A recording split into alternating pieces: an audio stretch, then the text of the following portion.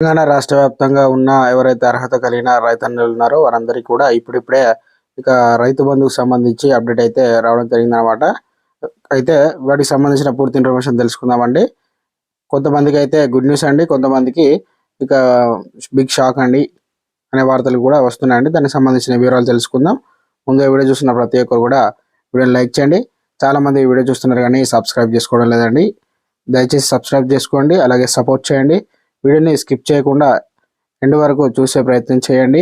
ఇక వివరాలు కనుక వెళ్ళినట్టయితే, యాసంగి పంటకు రాష్ట్ర ప్రభుత్వం ఇచ్చే రైతు బంధు పెట్టుబడి సాయం పంపిణీ ప్రక్రియలో వేగం పెంచింది. అయితే గత డిసెంబర్ 7న బాధ్యతలు చేపట్టిన కాంగ్రెస్ ప్రభుత్వం యాసంగి రైతులకు అదే నెల 12న నుంచి రైతు బంధు పంపిణీ అయితే ప్రక్రియను ప్రారంభించిందనమాట.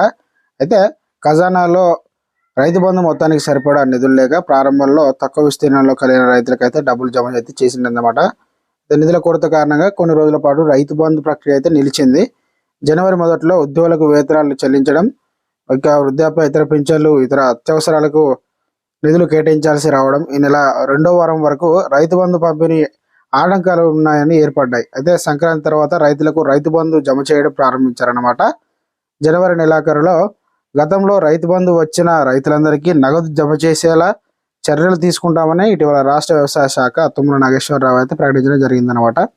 ఈ మేరకు రైతు బంధు పంపిణీ చేస్తున్నారు.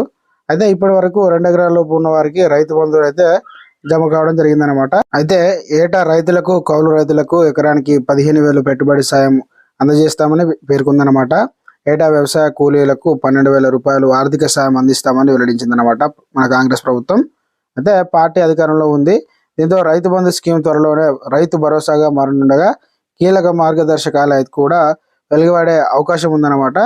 ఇప్పుడైతే ఇక అధికారులు ఈ అంశంపైన కసరత్తు చేస్తున్నారు. త్వరలోనే ఇక ప్రకటన అయితే వెలువడుందండి. ఇది